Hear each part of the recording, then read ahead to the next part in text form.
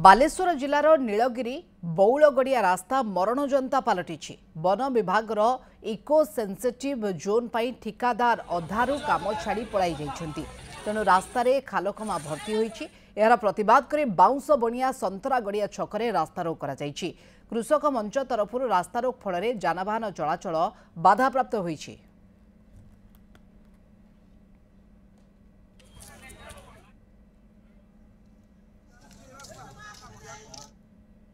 ये अवस्था जो रास्तार जो अवस्था तेणु आम रास्ता को पुनर्निर्माण करा जाऊ।